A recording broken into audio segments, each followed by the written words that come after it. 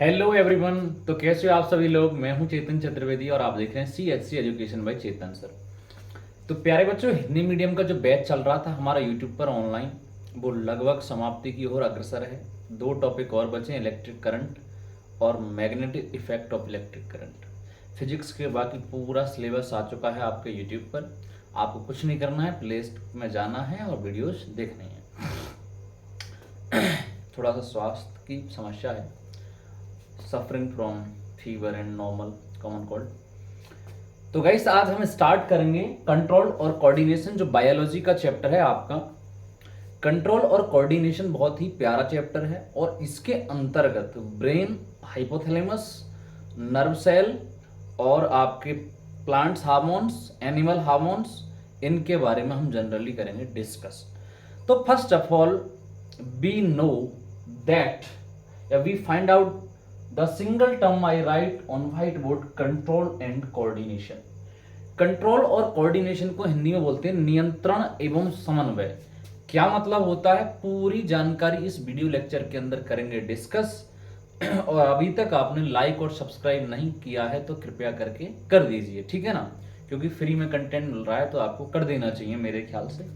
और यदि आपको समझ में लेक्चर आता है तो आप नीचे कमेंट्स में बिल्कुल लिख सकते हो कि I am satisfy your teaching style, teaching behaviour, और जो भी आपको अच्छा लगता है वो लिख सकते हो। बाकी अभी हम डिस्कस करते हैं कंट्रोल और कोऑर्डिनेशन के बारे में। चलिए, अपने पास 2 शब्द हैं, एक है कंट्रोल और दूसरा है कोऑर्डिनेशन, ठीक है। तो मैं आपको एक एग्जांपल के थ्रू समझाता हूं कि मेरे पास ये पानी की बोतल है। अब इस पानी की बोतल को यदि मैं ओपन करना चाहूं तो मैं सबसे पहले क्या करूंगा, आई थिंक सबसे पहले इसके ढक्कन को अपन खोलने का प्रयास करेंगे। जैसे ये इसका कैप है, इसको हमने मूव किया तो मेरे माइंड्स के अंदर थॉट्स आया कि मुझे इस बोतल को ओपन करना है, तो मेरे द्वारा इस जो बोतल है इसको कोऑर्डिनेट करना। अब कोऑर्डिनेट कैसे करेंगे कि जैसे मेरी आंखें और ब्रेन है वो कनेक्ट होंगे। मेरे माइंड्स में थॉट्स आया, थॉट्स यानी कोई विचार आया, विचार आने के बाद में हमने उसको क्या किया, फिजिकल फॉर्म में लिया, यानी क्रियान्वित करने की कोशिश की और क्रियान्वित किया, बोतल को पकड़ा और हमने ऐसे इसको मूव किया और ये आसानी से ढक्कन खुलने लग गया। कहने का मतलब क्या है, कुल मिला के नियंत्रण और समन्वय का मतलब ये है कि जब हम किसी मतलब किसी कार्य को करते हैं तो उस कार्य को करने के लिए जो हमारा फिजिकल इन्वॉल्वमेंट है और हमारा जो ब्रेन है यानी केमिकल इन्वॉल्वमेंट, यानी जो दोनों हैं, जैसे मेरे पास में एक है कंट्रोल, एक है कोऑर्डिनेशन। तो नियंत्रण करके समन्वय करना, जैसे मैं बाइक चला रहा हूं, बाइक को मैंने चलाना स्टार्ट किया, अब मुझे पता है कि यहां पर आपका स्पीड ब्रेकर है, तो इस स्पीड ब्रेकर पर मुझे इसको क्या करना है, स्लो करना है, रोकना है। तो मैं क्या करूंगा, मेरे माइंड से कोऑर्डिनेट करूंगा, यानी मेरा दिमाग किसके साथ कोऑर्डिनेट करेगा, बॉडी के साथ में। जैसे मैंने चलना स्टार्ट किया, जनरली मैं इधर जा रहा हूं या इधर जा रहा हूं, तो ये तो है नहीं है कि मैंने जैसे यहां से चलना स्टार्ट किया मैं यहां से चलता ही चला जाऊं। कुल मिला के मुझे जहां तक जाना है मैं वहीं तक कोऑर्डिनेट करूंगा।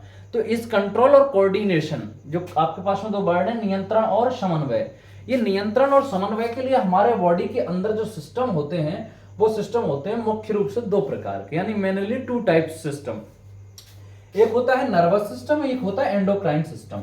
एंडोक्राइन सिस्टम के अंतर्गत आपके पास में निकलते हैं जिन्हें आप कहते हैं हार्मोन। हार्मोन और नर्वस सिस्टम का मतलब होता है आपका जो कुल मिला के ब्रेन, यानी आपका मस्तिष्क। जैसे हमारे माइंड में अभी थॉट्स आया कि हमें क्रिकेट खेलना चाहिए, तो अब हम अपने बेड पर या हम जहां कहीं भी बैठे हैं वहां, तो उस बैठे हुए जिस मतलब सुप्त अवस्था में या नॉर्मल हम कंडीशन में बैठे हुए हैं, तो हमें क्रिकेट खेलने के लिए जाना पड़ेगा, हमें ग्राउंड में जाना पड़ेगा, उसके बाद में बैटिंग भी करनी है, बॉलिंग भी करनी है, फील्डिंग भी करनी है। तो इन चीजों को प्रैक्टिकली फॉर्म में, यानी जिनको हम कोऑर्डिनेट करते हैं, तो नियंत्रण के साथ समन्वय, यानी किसी चीज को चलाते तो हैं लेकिन कब तक चलाना है। मैंने पानी पिया, अब पानी में पीता गया, ये तो है नहीं कि मैं पानी को पीता जाऊं, ऐसा तो है नहीं है। अर्थात निश्चित समय सीमा यानी लिमिटेशंस में रहकर हमको पानी को पीना है जब तक हमारी प्यास ना बुझ जाए। तो नियंत्रण और समन्वय को स्थापित करने के लिए बॉडी के अंदर एक सिस्टम पाया जाता है जिसका नाम है नर्वस सिस्टम, तंत्रिका तंत्र। और तंत्रिका तंत्र मुख्य रूप से 2 चीजों पर, इसके 2 टाइप्स होते हैं, एक तो सेंट्रल नर्वस सिस्टम, एक होता है पेरिफेरल नर्वस सिस्टम, जिसे आप बोलते हो हिंदी में केंद्रीय तंत्रिका तंत्र, और दूसरा होता है आपका स्वायत्त तंत्रिका तंत्र। अब सेंट्रल जो नर्वस सिस्टम होता है, इसके अंदर आपकी दो चीजें इन्वॉल्व रहती हैं। वो कौन कौन सी? एक तो होता है ब्रेन, मस्तिष्क, और दूसरी होती है मेरुरज्जु। और पेरिफेरल के अंदर इन दोनों चीजों को छोड़कर जो बॉडी की जितनी भी मूवमेंट है उनको नियंत्रित करने के लिए जो सिस्टम होता है, उस सिस्टम को बोलते हैं हम पेरिफेरल नर्वस सिस्टम।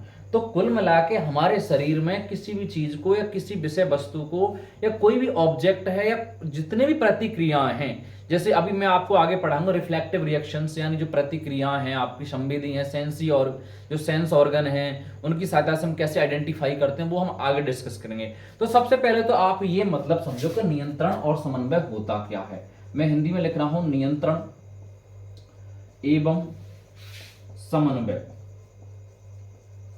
नियंत्रण का मतलब कंट्रोल करना और समन्वय का मतलब कोऑर्डिनेट करना। मैं बोर्ड पे लिखता जा रहा हूं, ये तो है नहीं है कि मैंने यहां से लिखता गया और मैं लिखता जाऊं और बिल्कुल रुकूं ही ना, अर्थात मुझे रुकना पड़ेगा। जब तक लिखूंगा तब तक ये बोर्ड फुल नहीं हो जाता है, या मुझे जिसकी आवश्यकता है, जितनी मुझे आवश्यकता है, यानी वी हैव नीड, मुझे जो आवश्यकता है, अब उस आवश्यकता को मैं कब तक पूरा करूंगा तब तक मैं लिखूंगा। तो नियंत्रण और समन्वय के लिए हमारे शरीर में एक सिस्टम पाया जाता है जिसका नाम है तंत्रिका तंत्र। तंत्रिका तंत्र, और तंत्रिका तंत्र के अंदर आपका इन्वॉल्व रहता है ब्रेन। ब्रेन मतलब मस्तिष्क, जिसे आप हिंदी में कहते हैं दिमाग। ठीक है, बहुत काम की चीज है ये, ठीक है ना। एक कॉन्सेप्ट मैंने लास्ट क्लास में भी आपको बताया था हार्ट के रिगार्डिंग, जब मैं लाइव प्रोसेस वहां पर पढ़ा रहा था तो मैंने बताया था आपको, जिसने नहीं देखा लाइव प्रोसेस नीचे डिस्क्रिप्शन में लिंक मिल जाएगा, देख लेना। तो वहां पर बहुत सारे लोग बोलते हैं कि फलाना फलाना heart, my heart is broken वगैरह वगैरह, तो वो फालतू की चीजें हैं। उसी प्रकार हमारा जो ब्रेन है, तो ब्रेन का मुख्य अपना जो फंक्शन है वो है थिंकिंग, अपाइट, सैडनेस, हैप्पीनेस, यानी जितने भी आपके पास इमोशंस हैं, जितने आपके पास में भाव हैं, जितनी आपकी बॉडी के अंदर मूवमेंट है, उन मूवमेंट को कंट्रोल करने के लिए जो अपने पास जो ऑर्गन होता है वो होता है ब्रेन। ठीक है ना, तो इससे नियंत्रण एवं समन्वय होता है। अब हम बात कर लेते हैं नर्व सेल की थोड़ा सा, यानी नर्वस सिस्टम के अंदर जो सेल होती है उसका नाम है नर्व सेल, अर्थात हिंदी में कहते हैं इसको तंत्रिका कोशिका। कौन सी कोशिका? तो तंत्रिका कोशिका। अब तंत्रिका कोशिका की मैं बात करूं तो ये क्या होती है, जैसे मैंने आपको शुरुआत में बताया था कि अपने पास में ये एक सेल है, यानी आपके पास में जिसे हम बिल्डिंग ब्रिक्स कहते हैं, जिस प्रकार एक बिल्डिंग के अंदर ब्रिक्स काम में आती हैं, यानी ईंटें काम में आती हैं, उसी प्रकार हमारे बॉडी के अंदर सेल्स होती हैं। और सेल्स आगे चल के क्या बनाती हैं? तो टिश्यूज बनाती हैं, यानी ऊतक बनाते हैं, टिश्यू। नेक्स्ट टिश्यू आपको क्या बनाते हैं? तो टिश्यू आपके बनाते हैं ऑर्गन।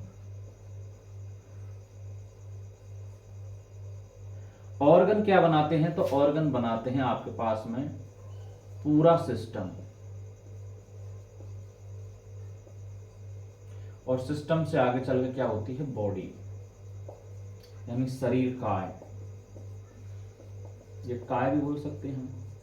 उसी प्रकार नर्व, यानी आपकी जो तंत्रिका कोशिका है, ये तंत्रिका तंत्र का निर्माण करती है। तो अपने पास एक शब्द होता है, डेफिनेशन है कि शरीर की संरचनात्मक और क्रियात्मक इकाई को कोशिका कहते हैं। उसी प्रकार तंत्रिका तंत्र की क्रियात्मक और संरचनात्मक इकाई को तंत्रिका कोशिका कहते हैं। That is the structural and functional unit of nervous system, that is known and nerve cell. Nerve cell के अंदर हम आगे इसके पार्ट्स भी पढ़ेंगे, जैसे एक्सोन है, डेंड्रोन है, सिनेप्सिस है, बहुत सारी जो चीजें हैं आपके पास में, फाइबर्स हैं जो आपको विद्युत आवेग वगैरह जो सारी चीजें अनुभव कराते हैं, उनके बारे में मैं आगे आपको बताऊंगा। बिल्कुल वीडियो स्किप ना करें, ठीक है। तो नियंत्रण और समन्वय आपको समझ में आ गया है। अब हम आगे डिस्कस करते हैं, तो चलिए मैं इसको करता हूं रफ।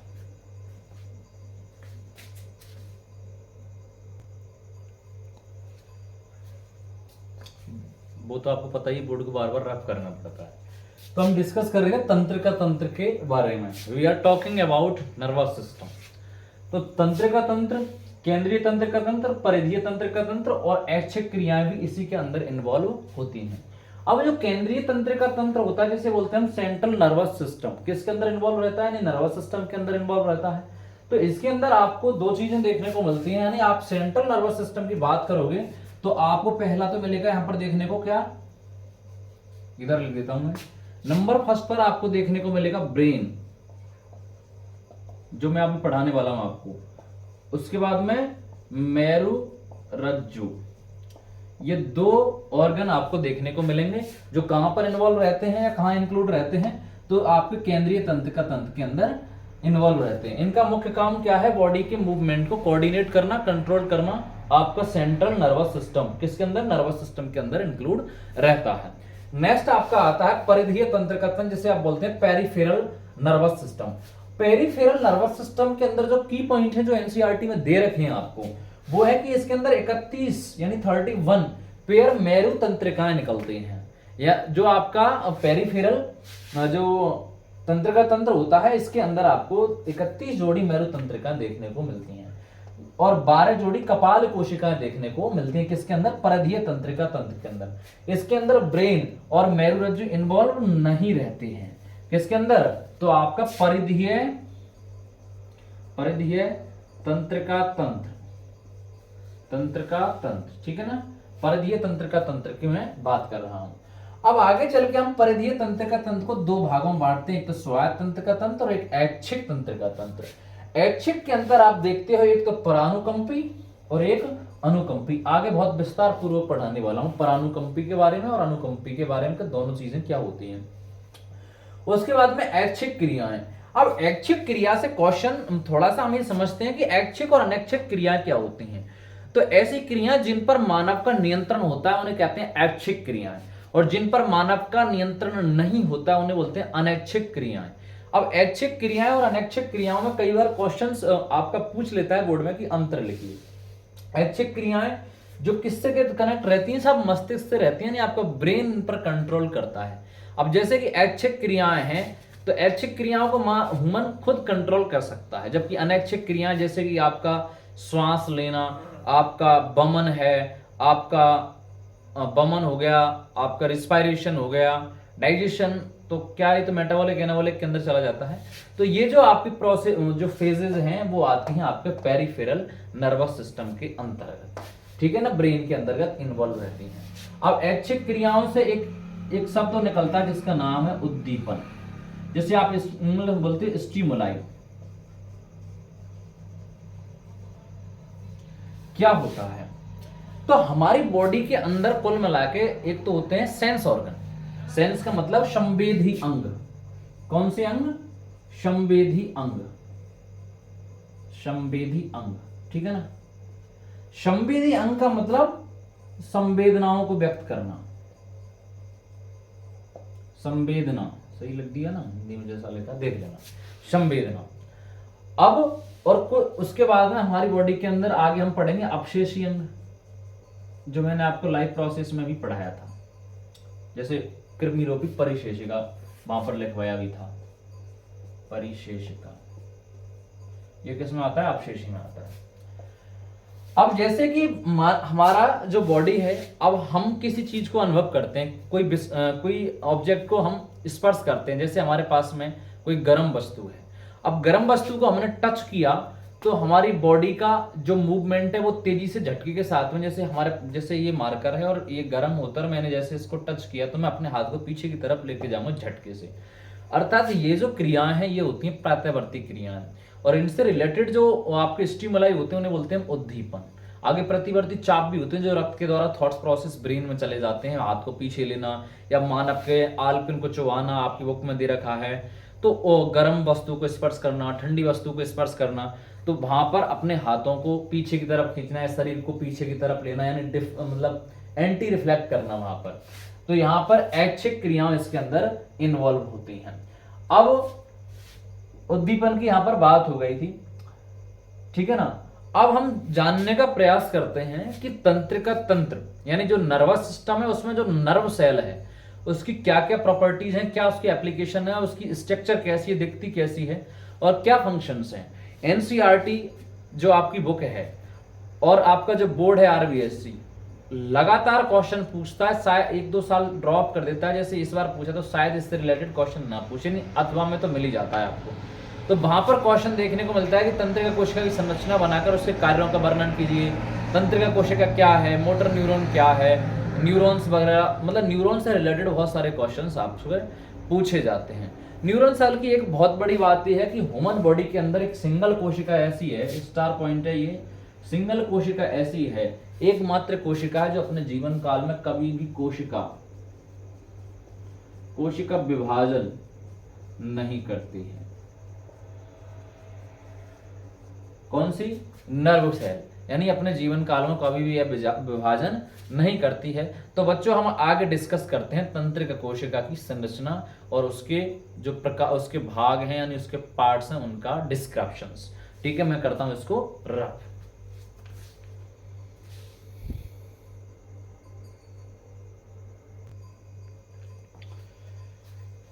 यस, तो we are talking about the structure of nerve cell.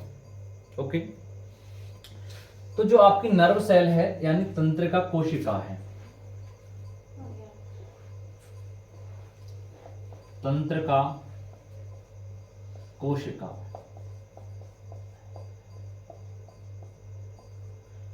तो जो तंत्रिका कोशिका है वो आपको ऐसी दिखती है, जैसा भी मेरे से डायग्राम बना है, मैंने बनाया है, ठीक है ना, तो ऐसी आपको दिखती है। तंत्रिका कोशिका के जो आपके पार्ट्स हैं, जिससे जो एग्जाम में क्वेश्चंस पूछे जाते हैं वो भी डिस्कस करेंगे और कॉन्सेप्ट भी डिस्कस करेंगे। तो सर्वप्रथम तो तंत्रिका कोशिका की जो संरचना है, स्ट्रक्चर है, वो ऐसी होती है, बिल्कुल सेम, थोड़ा बहुत अंतर इसमें होता होगा। अब इसके अंदर कौन कौन से भाग हैं, तो कोशिका काय, यानी पहला भाग जो बुक में दे रखा है वो डिस्कस कर लेते हैं। वैसे तो आगे इसको बहुत अच्छे तरीके से मैं पढ़ाऊंगा आपको, और कुछ दिनों के बाद ये तो आपका लेक्चर कंप्लीट हो जाएगा, उसके बाद में मैं 12th क्लास की बायोलॉजी कर रहा हूँ स्टार्ट, ठीक है ना, वहां पर आप डिस्क्रिप्शन में डीपली पढ़िएगा अच्छे तरीके से। कोशिका काय नंबर 2 पर आता है आपका तंत्रकाक्ष, तंत्रकाक्ष, और नंबर 3 पर है आपका केंद्रक, सिनेप्स, सिनेप्टोनॉमिकल केमिकल होता है, कॉम्प्लेक्स होता है, और अंतिम स्राव। तो देखो इधर, सर्वप्रथम तंत्रिका कोशिका के मुख्य भाग में आपका एक गोलाकार संरचना दिखाई देती है, जिसे कहते हैं आप केंद्रक। केंद्रक के चारों तरफ एक द्रव पाया जाता है जिसे बोलते हैं कोशिका काय द्रव, ठीक है। उसके बाद में तंत्रिका कोशिका के मुख्य सिरे पर केंद्रक से निकलने वाली धागे नुमा जो संरचनाएं होती हैं उनको कहते हैं कोशिका काय। प्रत्येक तंत्रिका कोशिकाओं में जो जुड़ाव होता है जिससे कोशिका आगे बढ़ती है उसे बोलते हैं तंत्रिकाक्ष, और ऐसा स्थान जहां पर एक तंत्रिका कोशिका दूसरे तंत्रिका कोशिका से मिलती है उसे बोलते हैं सिनेप्स, और ये होता है अंतिम टेल वाला भाग यानी पुच्छ वाला भाग। टेल मतलब पूंछ, पढ़ा है ना आपने ये, तो ये होती है नॉर्मल स्ट्रक्चर। अब ये वर्क कैसे करती है, यानी इसकी जो क्रिया विधि है वो क्या है, मैकेनिज्म यानी क्रिया विधि, वो भी समझ लो ध्यान से। हमारे शरीर में कोई बाह्य उद्दीपन आया, बाह्य उद्दीपन जैसे कि मैं फिर से एक बार आपको एक एग्जांपल को लेके समझाता हूं। अभी तो मेरे पास कुछ नहीं है, बोतल ये देख लो जरा, हाँ ये बोतल है, इसके अंदर पानी है गर्म। अब किसी व्यक्ति ने इस पानी को अचानक मेरे हाथ पर डाल दिया यहाँ पर, अब जैसे मेरा हाथ यहाँ है तो हाथ पीछे की तरफ जाएगा, अर्थात यहाँ पर मेरी बॉडी का जो मूवमेंट है कोऑर्डिनेट होगा, वहीं आ रही बात बार बार में कंट्रोल एंड कोऑर्डिनेशन पर, तो वो पीछे की तरफ जाएगा क्योंकि हमारे जो हाथ हैं उस पर बहुत गर्म पानी गिरा है, तो हमारी जो कोशिका है वो जली है, जलन उत्पन्न हुई है, तो हम पीछे की तरफ इसको खींच के जाएंगे। तो सबसे पहले हमारे शरीर में आएगा उद्दीपन स्टिमुलाई।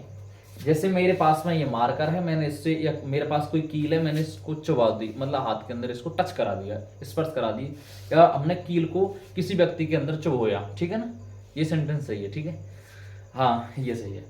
तो उसके बाद में अपन के पास में क्या आएगा, विद्युत आवेग। अब जैसे हमारे पास में क्या है, नर्व सेल है, नर्व सेल किस, अब हमारा कुल मिला के आपको पता है ब्लड के बारे में, ब्लड क्या है, कनेक्टिव टिश्यू, कैसा है, तरल संयोजी ऊतक,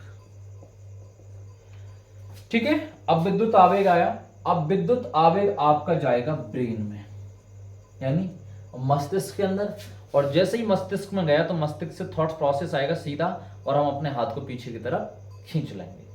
तो ये होती है एक नॉर्मल जो मैकेनिज्म होती है, वो होती है तंत्रिका कोशिका की। तंत्रिका कोशिका कितने टाइप्स की होती है, तो मेनली जो हमारी बुक में दे रखा है वो दे रखा है हमें, एक तो संवेदी तंत्रिका कोशिका यानी सेंसेस नर्वस सेल, यानी जिसमें हमको संवेदनाओं का पता चलता है। दूसरी होती है प्रेरक, जो इंस्पायर्ड होती है, प्रेरित करती है। और तीसरा होता है बहुध्रुवी यानी मल्टीपल पोलर, यानी मल्टीपल पोलर जो आपके पास में नर्व सेल होती है, वो आपके पास में तंत्रिका कोशिका का भाग होता है। तो ये नॉर्मल संरचना थी। तो सबसे पहले हमने नियंत्रण समन्वय की बात की। नियंत्रण समन्वय आपका दो आपके सिस्टम पर डिपेंड करता है, endocrine system and nervous system. Nervous system आपका टू टाइप्स का होता है, एक पेरिफेरल, एक सेंट्रल। पेरिफेरल के सेंट्रल के अंदर ब्रेन और आपका जो मेरुरज्जु जो वो इन्वॉल्व रहता है, जबकि पेरिफेरल के अंदर आपके बॉडी के बचे कुछ जितने पार्ट्स हैं वो उसके अंदर मूवमेंट करते हैं। वहां पर अनुकंपी परानुकंपी दो तंत्र आपको देखने को मिलते हैं। फिर आपके पास में जो क्रियाएं आती हैं, ऐच्छिक क्रियाएं हैं, प्रतिवर्ती क्रियाएं, वो आगे हम डिस्कस करेंगे।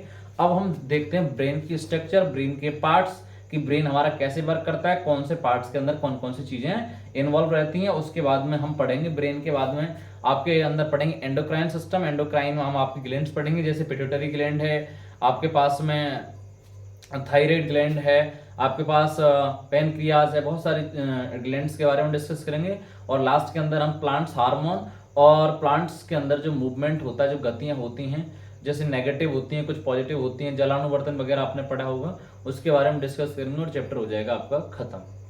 ठीक है ना, मैं इसको करता हूं रफ।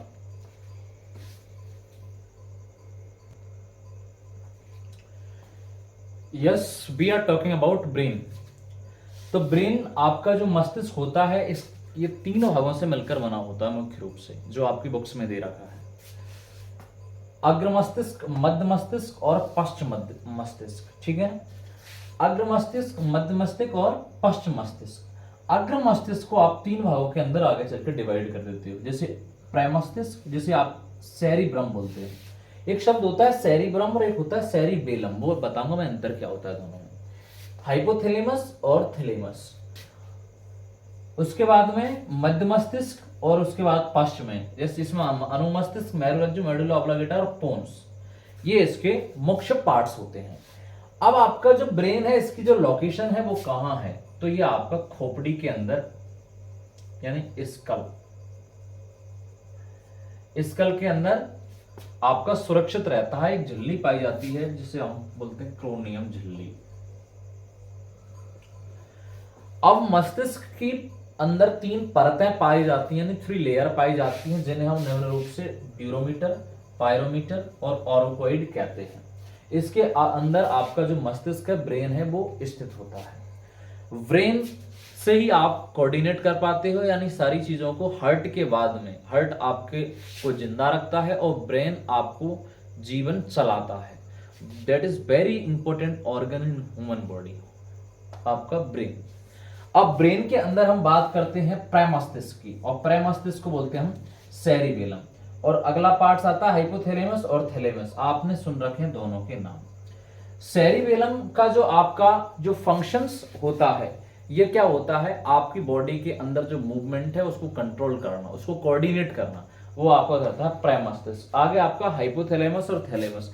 हाइपोथैलेमस जो आपका होता है, ये आपकी बॉडी के अंदर जो एंडोक्राइन सिस्टम है, यानी जो आपका अंतःस्रावी तंत्र है, उस पर क्या करता है, कंट्रोल करता है और उसको कोऑर्डिनेट करता है। जैसे आप आगे चल के, जैसे कोई ग्लैंड है, जैसे आप पढ़ोगे GnRH, आगे चल के गोनेडोट्रोपिक रिलीजिंग हार्मोन, तो उसको आपका रिलीजिंग करेगा कौन, हाइपोथैलेमस। और हाइपोथैलेमस के द्वारा वो आपका जो हार्मोन्स है वो आगे, या किस जो आप उसका जो टारगेट है, यानी जो आपका लक्ष्य अंग है, वहां तक वो उसके द्वारा पहुंचेगा। उसके बाद आता है थैलेमस। थैलेमस ज्यादा कुछ इसका फंक्शन रहता नहीं है, ये मूवमेंट्स वगैरह को कंट्रोल कर देता है। नेक्स्ट आपका आता है मध्य मस्तिष्क।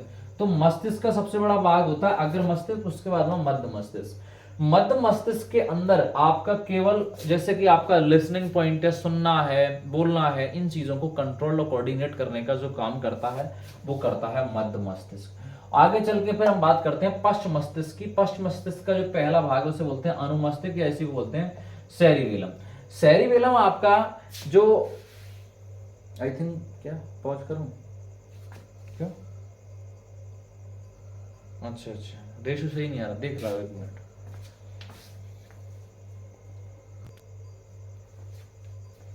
वो क्या ट्राईपोर्ड कभी कभार इधर उधर मूवमेंट कर लेता है, चैप्टर भी कंट्रोल कोऑर्डिनेशन चल रहा है तो ये भी मूवमेंट कर रहा है, तो कई बार वीडियो में डिस्टर्ब हो जाता है। हाँ, तो we are talking about middle brain. तो लिसनिंग पॉइंट होता है, ये आपको सुनने श्रवण करने की क्षमता को बढ़ाता है, आपको कंट्रोल करता है। यहाँ पर प्रेमस्तिष्क के बारे में हमने पढ़ लिया था, जो आपके अंदर सोचने समझने की क्षमता है उनको कंट्रोल करता है। हाइपोथैलेमस जैसे आपके अंदर बॉडी के अंदर हैप्पीनेस है, सैडनेस है, इनको कंट्रोल करता है, सुख दुख घृणा वगैरह क्रोध को। और थैलेमस है, थैलेमस का भी सेम पार्ट्स होता है, इन्हीं चीजों को ये कंट्रोल करता है। उसके बाद में आपका पास में जो अनुमस्तिष्क है, मेडुला ऑब्लांगेटा है, वेरी इंपॉर्टेंट आता है कई बार, पॉन्स है।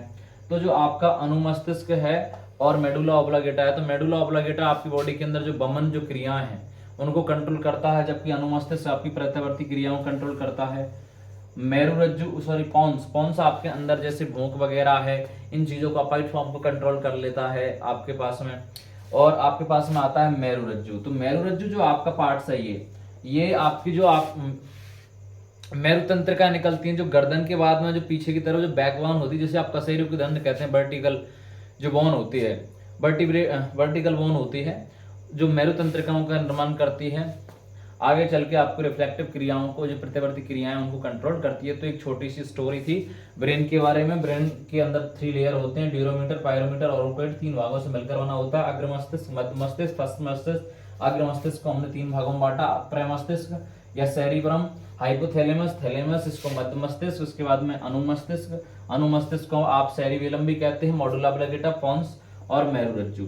ये एक छोटा सा वर्गीकरण, that is the smallest classifications of brain. I think आपको समझ में आया होगा। अब नेक्स्ट हम आगे डिस्कस करते हैं प्रतिवर्ती क्रियाएं, उसके बाद में प्लांट्स हार्मोन सॉरी, और उसके बाद में हम गतियां देख लेंगे एक बार, जो आपकी मूवमेंट्स वगैरह जो आपके अंदर होती है, बॉडी के अंदर जो मूवमेंट होती है उसको हम डिस्कस कर लेंगे थोड़ा सा, ठीक है ना। हाँ, तो उसको हम देख लेंगे।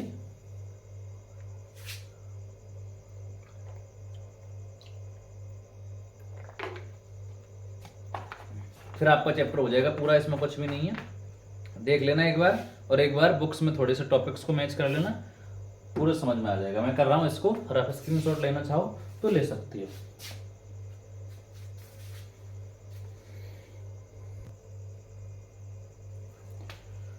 Okay, we are talking about plants hormones and ये आपको प्रत्यावर्ती क्रियाएं हैं। दोनों टॉपिक्स को एक साथ देख लेते हैं। देखो, प्रत्यावर्ती क्रियाएं कंट्रोल होती हैं ब्रेन के द्वारा, मस्तिष्क के द्वारा। कंट्रोल करता कौन है? आपका नर्वस सिस्टम। जैसे कि मैं आपको शुरू से ही बार बार इसी चीज को दोहरा रहा हूं, जैसे कोई गर्म वस्तु की तरफ मैंने स्पर्श किया, जैसे ये यहाँ पर गर्म है, यानी ये वाला जो एरिया है ये कैसा है? गर्म है, that is reason is hot. Then I touch this, और मैंने इसको टच किया, अब मेरा हाथ पीछे की तरफ मैंने खींचा, तो ये जो पूरी प्रक्रिया है, ये पूरा प्रोसेस इसको बोलते हैं हम ये जो क्रियाएं इन्वॉल्व होती हैं उनको बोलते हैं प्रत्यावर्ती क्रिया। कंट्रोल करता है ब्रेन। जैसे तेज प्रकाश में पुतली का सिकुड़ जाना, जैसे हम तेज प्रकाश आएगा तो हमारी आंखें बंद होने का प्रयास करेंगी, तो उनके लिए आपके पास में जो मेरुरज्जु होता है उससे होती है कंट्रोल। और मेरुरज्जु किसका भाग है? तो मेरुरज्जु मैंने बताया था आपको ब्रेन का पार्ट्स है, यानी आपकी जो मेरु तंत्रिकाएं निकलती हैं, मेरु तंत्रिकाएं निकलती हैं, कहाँ से निकलती हैं? वर्टिकल साइड में, यानी आपकी गर्दन के पीछे की तरफ जो धागे नुमा आप टीएस जो माइक्रोस्कोप से देखते हो तो बहुत सारी लाइनर फॉर्म में निकलती हैं, ऐसे ऐसे निकलती हैं, तो उन्हें बोलते हैं मेरु तंत्रिकाएं। क्या कहते हैं? मेरु तंत्रिकाएं।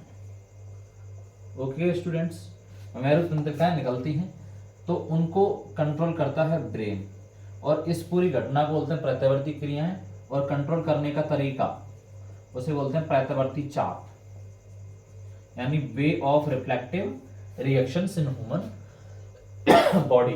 ओके, अब हम बात करते हैं प्लांट्स हार्मोन की। अपने पास में ये प्लांट्स है, ठीक है भाई, ये आम का वृक्ष है साहब, भारत का राष्ट्रीय फल आम है, ये आपने पढ़ रखा है, ये टॉपिक नहीं था, ऐसे ही आ गया मैंने बोल दिया। तो ये प्लांट्स है। तो पादप की वृद्धि रिप्रोडक्शन यानी बहुत सारी जो क्रिया है पादप के अंदर जिस प्रकार वुमेन्स के अंदर होती है, यानी लिविंग ऑर्गेनिज्म, लिविंग ऑर्गेनिज्म के अंदर जो क्रियाएं होती हैं उसके लिए हार्मोन रिस्पॉन्सिबल होते हैं।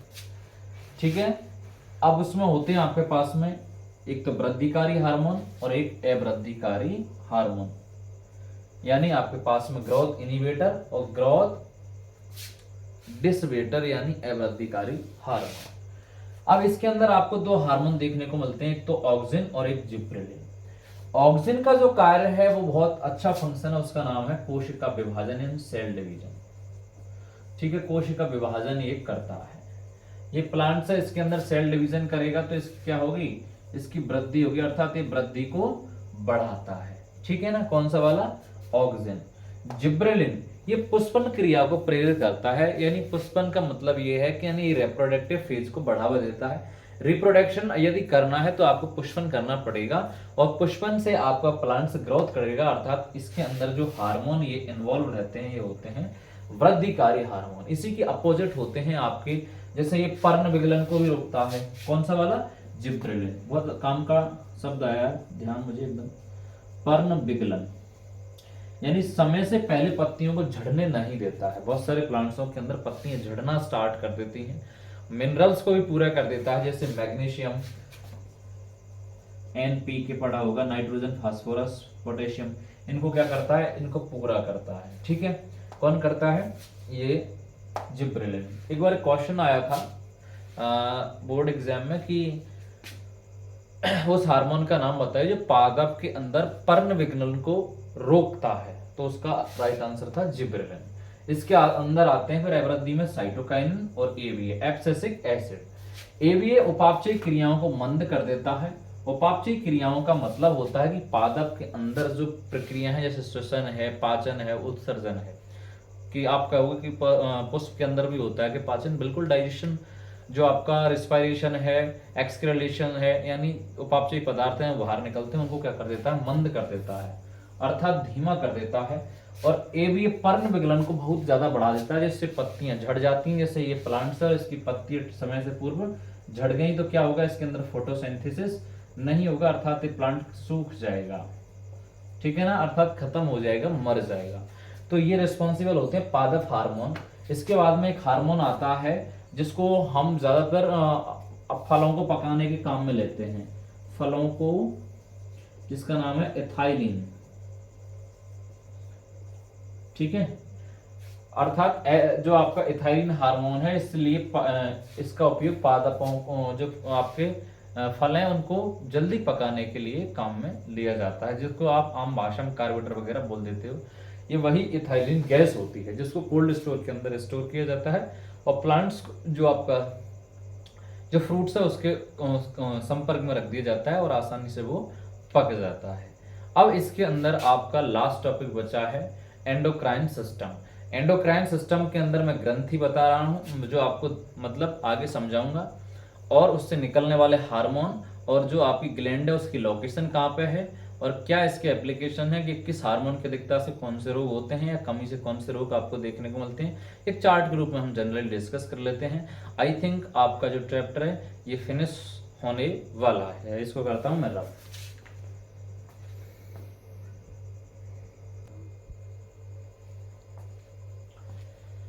Yes, we are talking about endocrine gland. तो सबसे पहले तो हम ग्लैंड के बारे में समझते हैं। जो आपका ग्रंथि होता है वो क्या होता है, तो देखो इधर,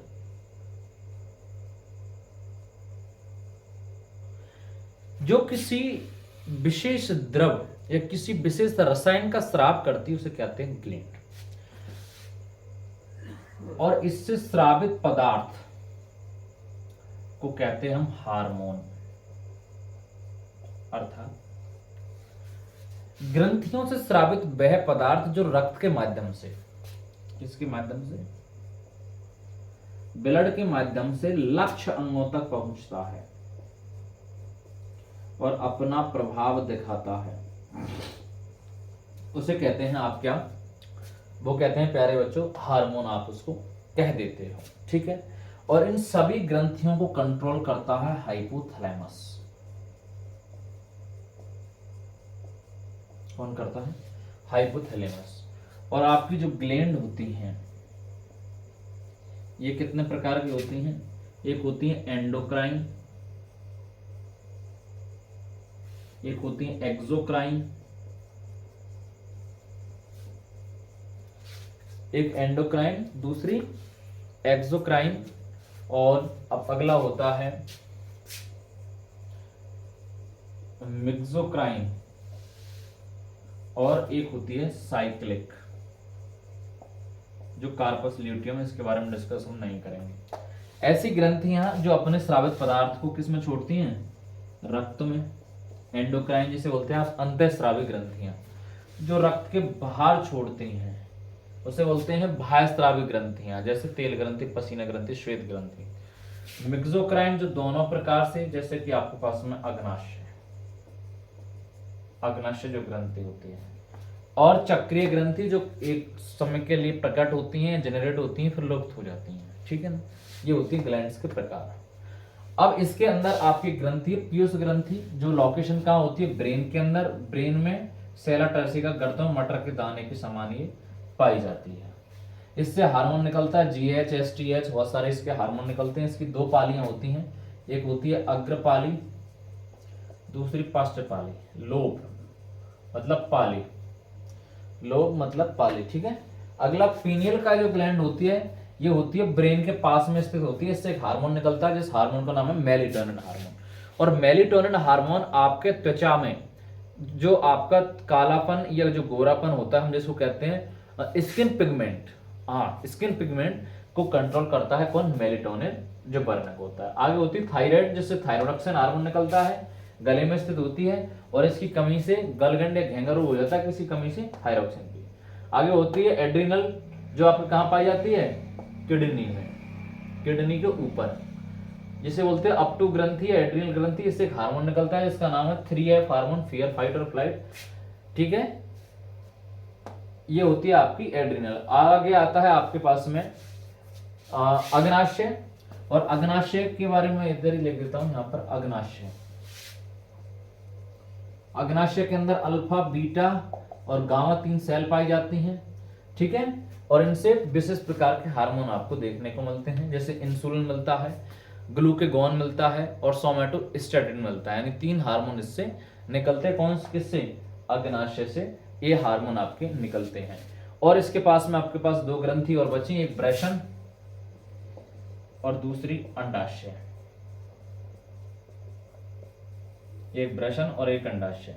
ब्रेशन से कौन सा हार्मोन निकलता है? तो टेस्टोस्टेरोन, और जबकि इससे एस्ट्रोजन, जो क्या करते हैं? नर और मादा के अंदर द्वितीयक लैंगिक लक्षणों को क्या करते हैं? कंट्रोल करते हैं। तो ये था आपका चैप्टर कंट्रोल और कोऑर्डिनेशन। आशा करता हूं कि पूरा चैप्टर आपको समझ में आया होगा। आपको ऐसा लगता है कि मुझे ये पॉइंट समझ में नहीं आया, कमेंट बॉक्स में जाके कमेंट जरूर करें। इसके अंदर जो टॉपिक है पादपों में गति है, वो ज्यादा कुछ है नहीं है कि एक पादप है जो सूर्य की तरफ गति कर रहा है, गुरुत्वानुवर्तन यानी गुरुत्वाकर्षण के अंदर जा रहा है, एक जल की तरफ बढ़ रहा है, जलानुवर्तन धनात्मक। तो नॉर्मल सा कचरा टॉपिक कुल मिला के आप पढ़ लेना उसको। जो समझने की चीजें थी वो मैंने आपको समझाई हैं। बाकी आपसे यही उम्मीद है कि आप चैनल को ज़्यादा से ज़्यादा लाइक और सब्सक्राइब करेंगे और अपने दोस्तों के साथ शेयर करेंगे। ये निःशुल्क बैच है यूट्यूब इतिहास पर। यूट्यूब पर आपने बहुत सारे लेक्चर्स देखे होंगे, वहाँ पर आपको 1-2 टॉपिक करा दिया जाता है, उसके बाद पेड कोर्स के लिए बोला जाता है। यहाँ पर ओवरऑल पूरा सिलेबस कंप्लीट मैं करा रहा हूँ आपको। ठीक है ना प्यारे बच्चों, 2 आपके टॉपिक और हैं, वो जल्दी ही आपको कंप्लीट हो जाएंगे, पूरी प्लेलिस्ट कंप्लीट हो जाएगी। उसके बाद में हम 11th-12th की बायोलॉजी इस पर स्टार्ट करेंगे, इंग्लिश मीडियम की प्रॉपर। और ये आपका अंतिम बैच था हिंदी मीडियम का, जिसको प्रॉपर हिंदी में ही पढ़ाया गया है। आशा करता हूँ सारी जानकारी आपको समझ में आई होगी। बाकी लाइक और सब्सक्राइब करना ना भूलें और जुड़े रहें CHC एजुकेशन के साथ। Thank you so much all of you for supporting me CHC education पर। आप सभी का धन्यवाद। ओके, तो मिलते हैं गाइस नई वीडियो में।